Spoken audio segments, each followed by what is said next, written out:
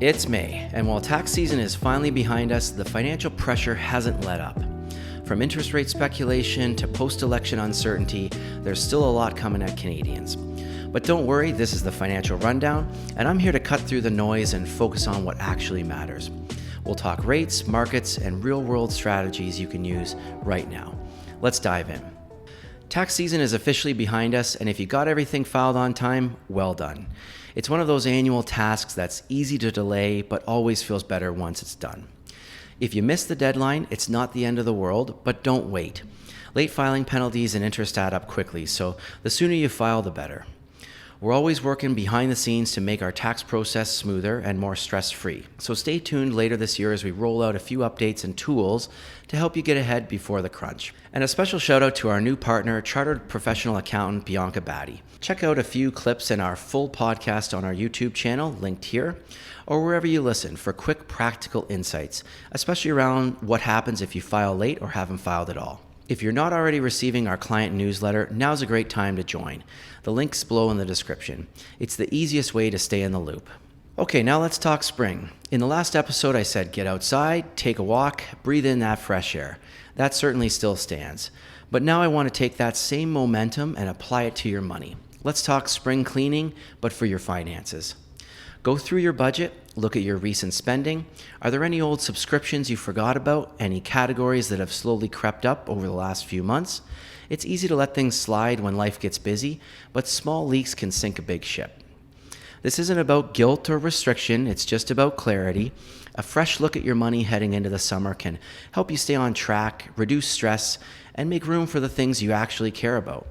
Spring is all about renewal, so give your financial life that same reset. Like what you're hearing so far? Do me a quick favor. Hit that follow button, check out our other episodes, and don't forget to subscribe and ring the bell so you never miss a breakdown. And stick around. Coming up later, we're talking about how to stand out and build real, long-term wealth in today's world. All right, let's dive into the 2025 Canadian federal election. This was a big moment. April 28th, 2025, when Canadians hit the polls to decide who's steering the ship. It was a tight race, no question, with a lot of buzz and some real stakes. But in the end, we got the Liberals back for a fourth term. So what happened? Why does it matter? And what could it mean for our economy and day-to-day lives? Whether you're a Liberal fan, a Conservative supporter, or just along for the ride, let's unpack it.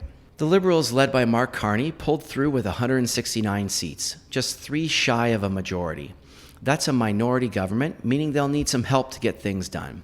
The Conservatives under Pierre Poilievre weren't far behind, picking up 143 seats, a solid gain. And Canadians showed up, 69% voter turnout, higher than in 2015 or 2019. This was a close one, no doubt, with both sides fighting hard for every vote. So what was driving the conversation? 2 big issues stood out: the cost of living, which 45% of voters called their top concern, and trade tensions with the U.S. under President Donald Trump, on the minds of 33%. Housing affordability was another issue, especially for younger voters under 44, who are grappling with crazy home prices and rents. Both parties leaned into these topics, trying to win over Canadians feeling the pinch. Now, this campaign had less mudslinging than we're used to. Carney and Poilievre kept things focused on policy and pocketbook issues like bills, housing, and what trade risks might mean for Canadian jobs. That was a nice change, honestly. The Liberals' win means we're sticking with the same government for a fourth term, and for a lot of folks that might feel like business as usual. Can Mark Carney shake things up enough to chart a new course for the Liberals? Well, time will tell. With 169 seats, he'll need the Bloc or the NDP, who lost significant ground, to keep things moving. If that falls apart, we could be back at the polls sooner than later. Where do we go from here? Well, this election showed that Canadians are engaged. 69% turnout proves it. We're worried about the cost of living, housing, trade, but with the Liberals back in power, it's hard to call this a big shift. If you're a Liberal supporter, you've got continuity and some familiar faces tackling these issues. If you're with the Conservatives, your party's got some momentum, especially with younger and middle-aged voters. That keeps the Liberals on their toes, and that's a good thing. Nobody gets a free pass. Let's keep talking about it, keep pushing forward, and focusing on what we can control. All right, let's talk about something I've been getting a lot of questions on lately: market volatility. We've touched on this in past episodes and in plenty of client conversations too. Seasonally, this time of year often brings some turbulence. Historically, we've seen dips, corrections, and choppy weeks, and it's easy to point at the headlines and say, that's the reason. But there's always a reason. There's always something going on. If you want a deeper dive into seasonal trends, check out some of our past episodes. I've covered that ground before. Today, I want to come at it from a different angle. If you've been following the show, you know I'm a big fan of Morgan Housel, and he was a guest on a podcast I listened to recently. Something he said really hit home, especially with everything going on in the markets lately. Yes, the market's down. Yes, it feels shaky. And yes, the classic advice is stay the course. But that's hard when things feel uncertain. So the question is, what if this time feels different? Here's the thing. Most people think successful investing is about being smart, knowing more, having an edge. But Morgan's take on this is good investing isn't about what you know, it's about how you behave. Think about that. In your career, you're probably rewarded for being the smartest person in the room. But in investing, you're rewarded for being the calmest person in the room, for staying steady when everyone else is panicking. And that's the truth.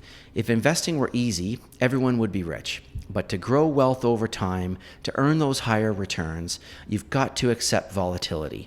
It's not a bug in the system, it is the system. It's the price of admission. Your ability to stay invested when things get bumpy, that will have way more impact on your long-term results than trying to pick the perfect stock, ETF, or fund at the perfect time.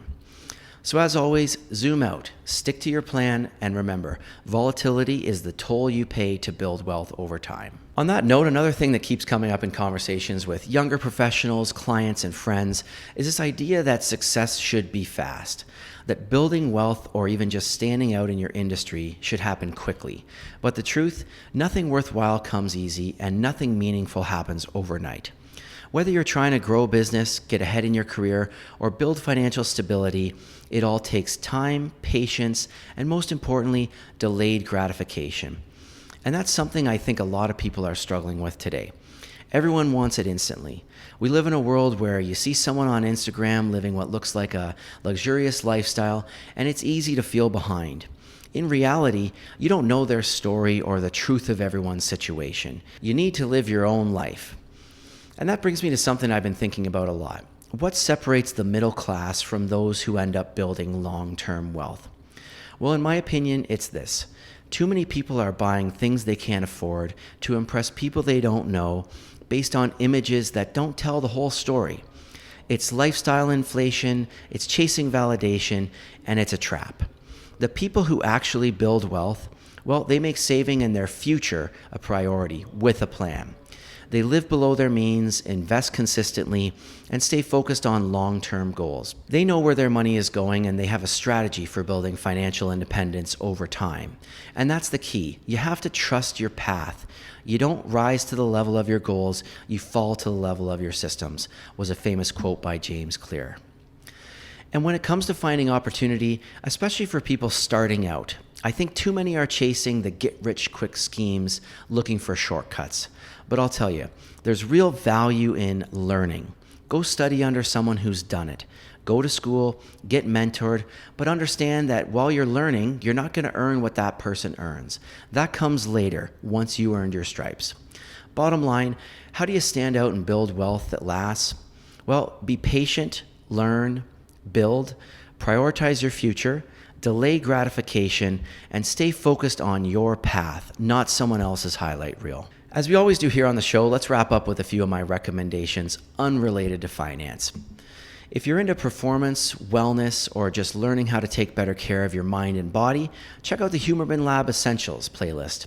It's a condensed series from the full podcast that breaks down key topics like sleep, focus, light exposure, diet, and exercise into short, actionable episodes. They're super digestible. Most are under 20 to 30 minutes and packed with science-backed tips you can actually apply.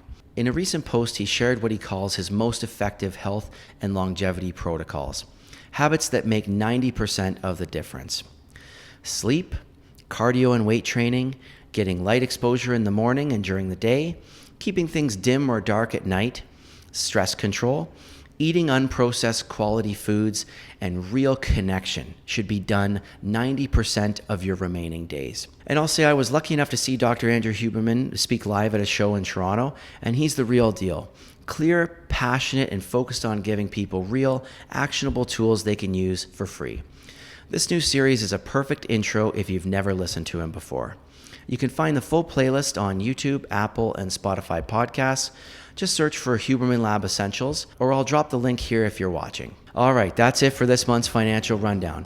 If you got any value from this, whether it was the tax tips, financial mindsets, or the recommendations, make sure to hit that like button, subscribe, and check out our other videos for more insights to help you stay ahead with your money.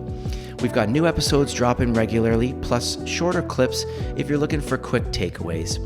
So don't miss out. Subscribe, share it with a friend, and stick with us. We're breaking it all down month by month.